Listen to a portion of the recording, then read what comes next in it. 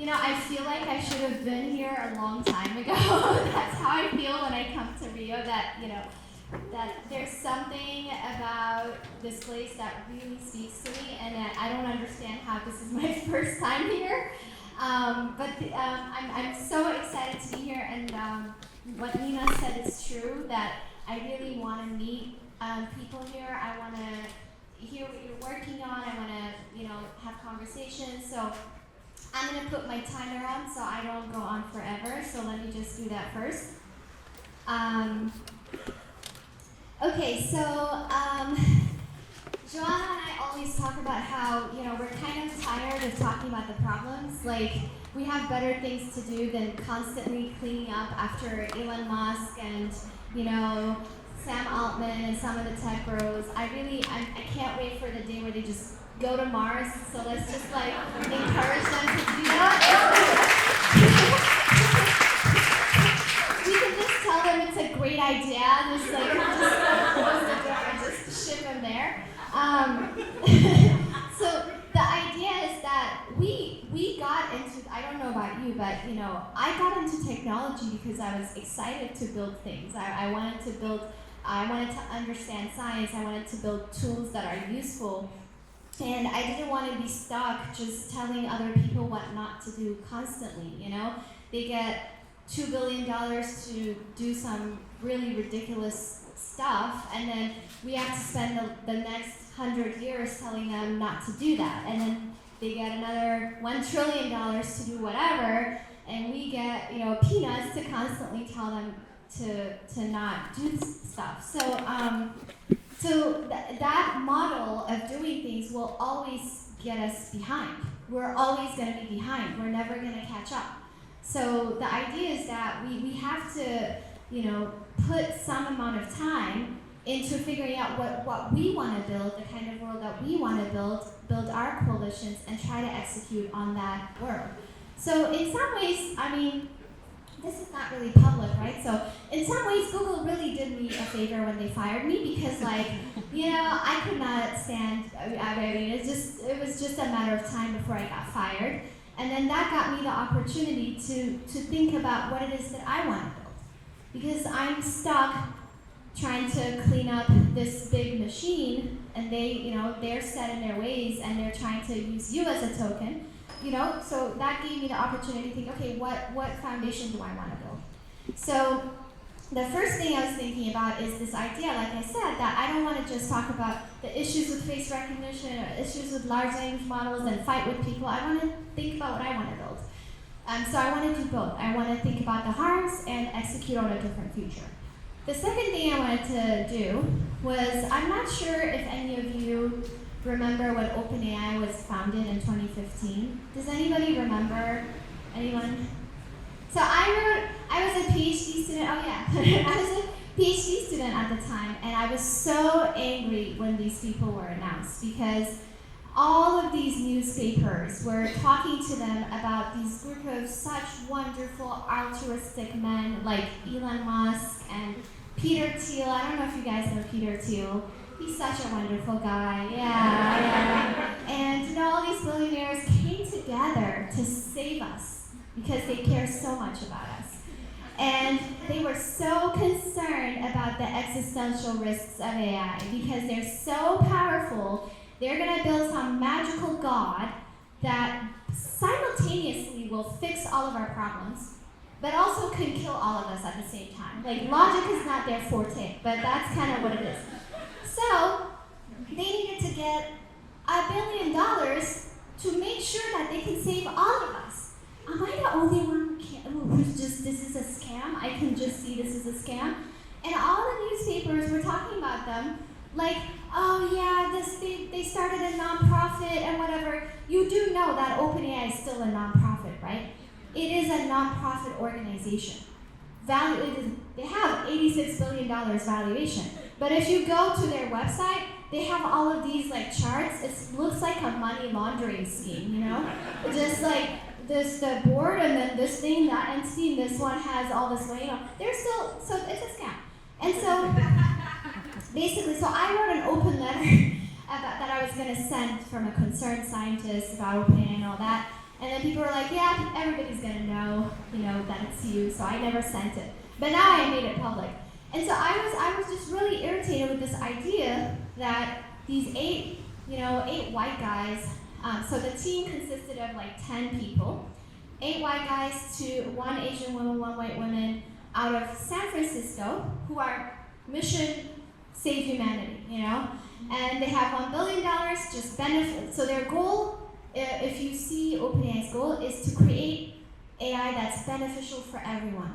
They also say, I think they still have it in their charter that if somebody else achieves this goal, they consider their mission fulfilled because they're collaborative.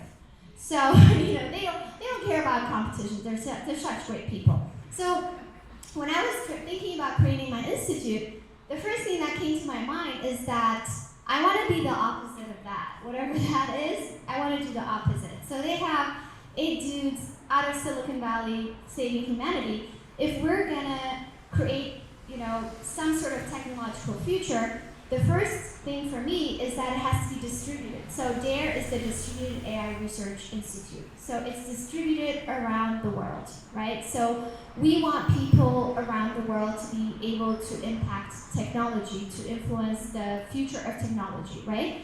And the second thing is that I didn't want those people to have to uproot from their communities and just move somewhere, right? Because I wanted them to stay connected to their roots and work on issues they understand and with communities they understand. You've heard about maybe the term parachute science, parachute research? What happens is that scientists from some other place come over and they steal all of your knowledge, and especially indigenous people, right? And all this stuff, and then they leave, they publish the papers, they make all the money, they get all the accolades, and that's that. That's parachute research, so we didn't want to do that. The third thing is that, what you said is that you cannot, it's too important to leave it to the engineers. Engineers should not be the ones making all these decisions. I'm an engineer, I like engineering, but no offense, engineers should not be at the helm of all of this technological future. So we should be interdisciplinary. We should have many other disciplines, artists, social scientists, writers, etc. And they should have equal say, right? And not only that, what was important for me was, in addition to that interdisciplinarity, if you are talking about doing something beneficial for humanity, you need to start with the people who are currently beneficial to humanity. And I'm pretty sure we agree that Sam Altman was not beneficial to humanity before OpenAI. He's currently obviously not beneficial to humanity. But this dude, I don't know if you guys know, there's some companies that he invested in. I think one was called Brink or something, and one of their advertisements was creating an automated drone. It's like this drone, and this is an advertisement, and there's a guy called Jose, and Jose is crossing the border. It's an advertisement, and if he doesn't stop crossing the border, this automated drone is going to shoot him. That's Sam Altman's investment. So this was one of the companies that they were investing in. So if you want to build something beneficial, you have to start with the people who already are doing beneficial things, right? So I wanted to make sure that we had the activists and organizers and the people who were already pushing back against unethical practices, harmful practices. For instance, I don't know, some of my team is here. Is Meron here? Yeah, Meron, I don't know, she needs bodyguards. Meron has been fighting every single dictator everywhere she goes. We need to, we can't assemble too many enemies, right? We have the Google, the Amazon, the dictators, we need somebody on our side. So Meron rescued, I would say, 16,000 plus refugees from human trafficking, right? Would you say that?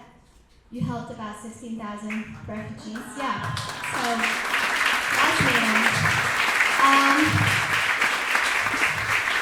We have Adrian right next to her, who does not like me to call on her. Adrian, were you fired or what's the word? Are we in the fired crew? Okay. So Adrian was, she was definitely pushed out of, let's say, being a delivery driver for Amazon. So she knows all of the issues with algorithmic, how they manage delivery workers, etc. Crystal's also here, and Crystal is a data worker, one of those people who label all the data sets so that anything called AI exists in the world. Without those people, it wouldn't exist. And she's a lead organizer of an organization called, and Alex is right next to her too. Yeah, Alex is also in Tercopticon, an organization called Tercopticon that advocates on behalf of data workers. So I like being around those people, because they're already being beneficial to people. So when I started DARE, I wanted to make sure that we didn't just have engineers and scientists like Dylan, who is here, I think, was an Dylan is a wonderful engineer. Also created a Free Palestine zine to hand over to the conference that we were just at, which we'll discuss later. We'll discuss it later. Yeah.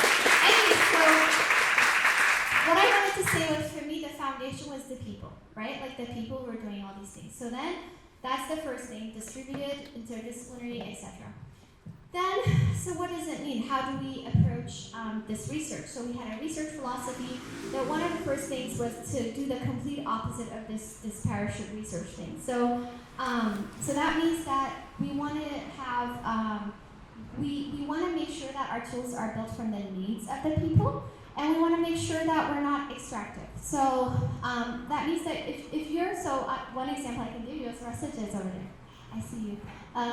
So Rasija is working on a project which is to use computer vision techniques to analyze the legacy of spatial apartheid in South Africa. South Africa apartheid, it's supposedly, legally, it's been over for 30 years?